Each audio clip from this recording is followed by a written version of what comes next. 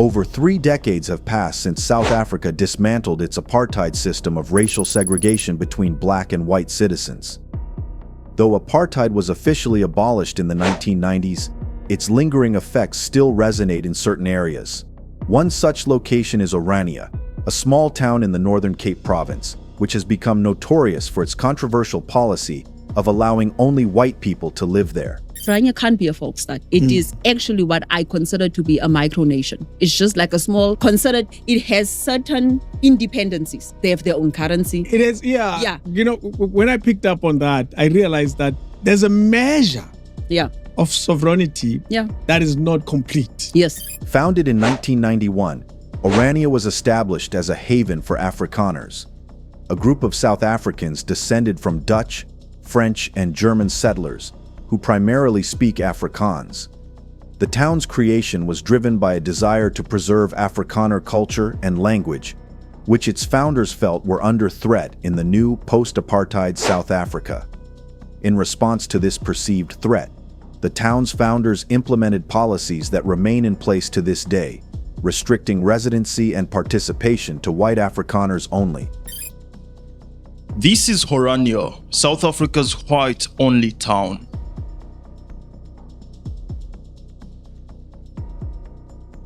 There is no secure access to enter this rural South African town, similar to so many others, but very quickly the uniqueness of Orania is obvious. Here, everyone is white.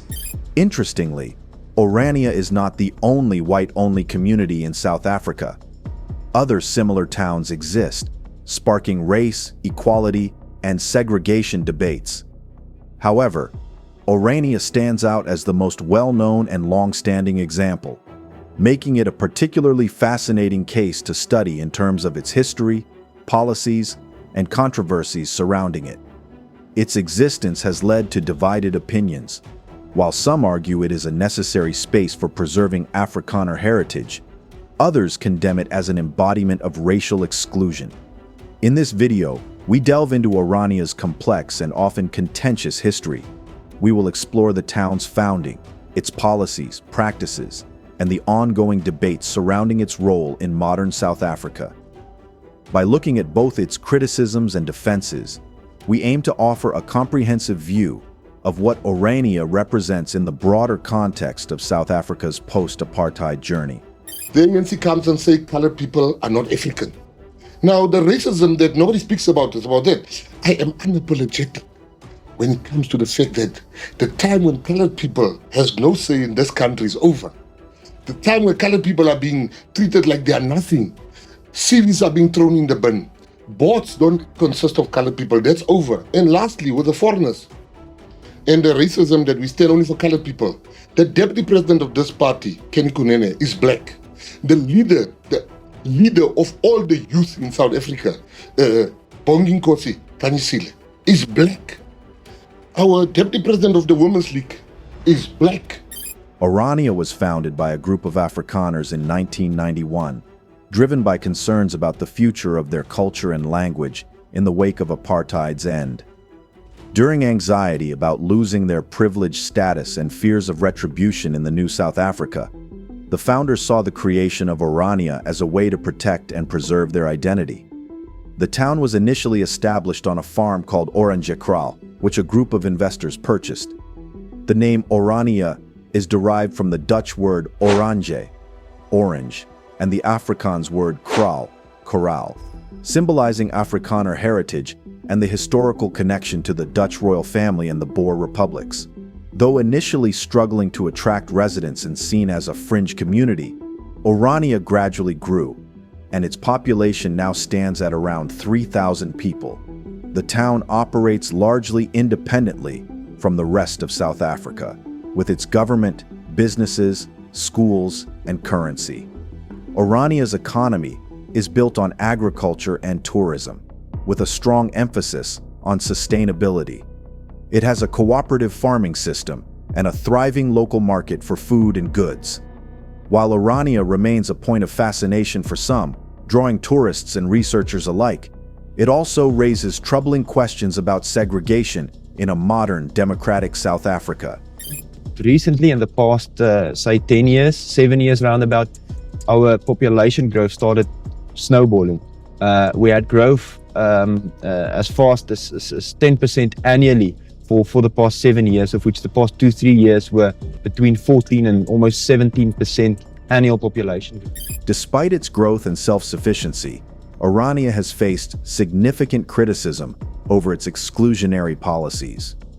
Many critics argue that its whites-only stance runs counter to the values of an inclusive and equal society, perpetuating the racial divisions and inequalities that South Africa has struggled to overcome since the end of apartheid. This has sparked a broader debate about the future of racial segregation in the country and the dangers of allowing spaces like Orania to continue in the face of national progress. One of the most significant moments in the history of Orania occurred in 2004 when the town was visited by South Africa's then president, Thabo Mbeki. Some saw this visit as a moment of official recognition for Orania, acknowledging its existence and giving it a degree of legitimacy within the South African political sphere. However, the visit sparked widespread controversy and criticism, as many viewed it as an implicit endorsement of Orania's exclusionary policies. The town's whites-only stance and its segregationist practices came under scrutiny, especially given Mbeki's previous statements condemning racial discrimination. Before his visit, Mbeki had been an outspoken critic of Orania, publicly denouncing its policies of exclusion and segregation. He had repeatedly emphasized the need for unity, integration, and reconciliation in post-apartheid South Africa. Therefore, many were shocked when, despite his earlier criticisms, Mbeki chose to visit Orania as part of his official tour of the Northern Cape Province. During his visit, Mbeki engaged with Orania's leaders and participated in several cultural events and activities. His speech underscored the importance of embracing cultural diversity and promoting unity in South Africa. He also called for reconciliation and for the country to move beyond the divisiveness of the past. Despite these calls for unity, Mbeki's visit was widely condemned by civil rights groups, political analysts, and citizens who felt that his actions contradicted his rhetoric. Critics argued that by visiting Orania, Mbeki was sending a message that racial segregation and discrimination could be tolerated in the new democratic South Africa. His critics accused him of failing to uphold the principles of equality, justice, and non-discrimination foundational to South African law and international human rights standards. Orania's policies, which limit residency to white individuals of African descent, have been a continual source of controversy since the town's inception. The community only permits white Afrikaners to live within its borders, and a strict vetting process is required for new applicants to prove their Afrikaner heritage. These exclusionary policies extend beyond residential restrictions. Orania also enforces employment practices that effectively prevent non-white South Africans from working or owning businesses within the town. According to the town's founders, these policies are designed to protect and preserve Afrikaner culture and language. However, many critics argue that these practices serve to perpetuate racial segregation and discrimination, running counter to the ideals of a democratic, inclusive South Africa. There have been multiple instances that underscore the discriminatory nature of Orania's policies. One notable event occurred in 2007 when a group of black students from the University of the Free State attempted to visit Orania as part of a field trip. They were met with hostility and ultimately prevented from entering the town. This incident sparked a nationwide outcry, with civil rights organizations and activists condemning it as an overt act of racial discrimination. The event served as a stark reminder that, despite South Africa's progress since the end of apartheid, deep-seated racial divides continue to persist in certain areas. Another point of contention occurred in 2012 when protests erupted during Orania's annual cultural festival. Critics argued that the festival, which celebrated Afrikaner heritage, was nothing more than a vehicle for perpetuating racial segregation and exclusion. These protests drew attention to the broader issue of cultural preservation versus the need for inclusivity in a post-apartheid society. Despite the significant criticism and controversy, Orania has many supporters who argue in favor of its policies. These proponents view the town as a valuable experiment in cultural preservation and self-determination, particularly for Afrikaners who feel threatened by losing their cultural identity in the larger South African context. Supporters argue that Orania is a peaceful, harmonious community where Afrikaners can live by their traditions and values, free from what they perceive as the erosion of their culture in the broader society. Many of Orania's supporters also contend that the town is not discriminatory because it allows anyone to visit and participate in its cultural activities, regardless of race. But my experience is two things I take from Orania. Number one is that they're doing it for themselves. And that's the culture that we as black people need to learn fast and hard. They've got white domestic workers, they build that place. You look at Orania and jealous down. What is wrong with Orania for me is the racism thing. What is right is the fact that those people are building a city right in front of our eyes. Those people, I mean, you look at Orania, they have shares in the bank. They've got their own bank that they started, and this is a population of 3,000. Registered bank with the Reserve Bank. Every person banking in Orania has shares in the bank. You look at Orania, it's totally, completely litter-free. You look at Orania, there's nobody that's without a job. You look at Orania, they've got plans. They've built 2 private schools, they've built 1 technical college, and I mean, they've got a bigger demand for housing. So the supply is under the demand. So they got more demand than supply. And you have companies like SEAF. I was shocked to see them being there because the housing market just went up. Now, we as black people love this victim mentality. You want to be offended constantly. Now they get offended because Gates and McKenzie decided to go to Orania to go and see for themselves and talk about the good and the bad. Proponents argue that Orania's exclusionary policies are simply a means of ensuring the survival of Afrikaner language, traditions, and culture in a rapidly changing and often hostile environment. For example, in 2012, a group of Afrikaners rallied in support of Orania, emphasizing that the town provides a safe haven for those who feel their culture and heritage are at risk. Orania's policies and practices have become a focal point for ongoing debates, making it one of the most divisive topics in South Africa today. For some, the town represents a symbol of resistance and self-determination, providing Afrikaners a space to preserve their cultural identity and heritage.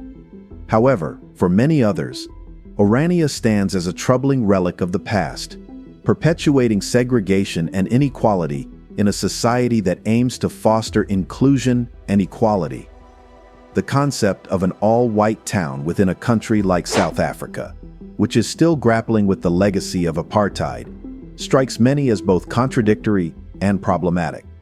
A primary concern surrounding Orania is its restriction of residency to white individuals. This exclusionary practice has drawn significant criticism for being discriminatory and for violating the principles of equality and non-discrimination enshrined in both South African law and international human rights frameworks. The country's post-apartheid constitution explicitly prohibits racial discrimination, making Orania's policies appear in direct opposition to these foundational legal protections. Critics argue that such practices are incompatible with South Africa's democratic ideals and commitment to equal rights for all citizens, regardless of race. Additionally, the policies in Orania are seen by many as perpetuating a system of white privilege, which harkens back to the days of apartheid. These critics view the town as not just an isolated anomaly, but as a dangerous reminder of how certain segments of society continue to resist the values of a democratic, inclusive South Africa. Orania is criticized for creating a community that is segregated along racial lines, reinforcing a system of separation that the country has worked hard to dismantle. There are fears that Orania could encourage a resurgence of segregationist ideas, undermining national efforts to build an integrated society. Despite these criticisms, Orania has many supporters who argue that the town is an essential experiment in cultural preservation and self-determination. For these proponents, Orania represents a peaceful refuge where Afrikaners can protect their traditions, language, and cultural identity amidst the challenges of a rapidly changing world. They emphasize that while Orania is home to white Afrikaners, the town is not exclusionary in interacting with outsiders. Visitors of all races are welcome to explore the town and participate in its cultural activities, which supporters argue demonstrates that Orania is not about racial discrimination, but about maintaining a specific cultural heritage. In the broader context, Orania's existence underscores the complexity of race, identity, and belonging in post-apartheid South Africa. Whether seen as a symbol of cultural preservation or a reflection of apartheid-era thinking, the town remains a focal point in the national conversation about South Africa's future. It represents the difficult balance between honoring cultural identities and striving for a more inclusive society. As the debate surrounding Orania continues, its legacy will significantly shape the ongoing struggle for equality and unity in South Africa. If you found this video insightful, be sure to check out our next one, which explores why South Africa remains one of the world's most segregated and unequal countries. Don't forget to leave a comment, like the video, and subscribe to the channel for more thought-provoking and informative content.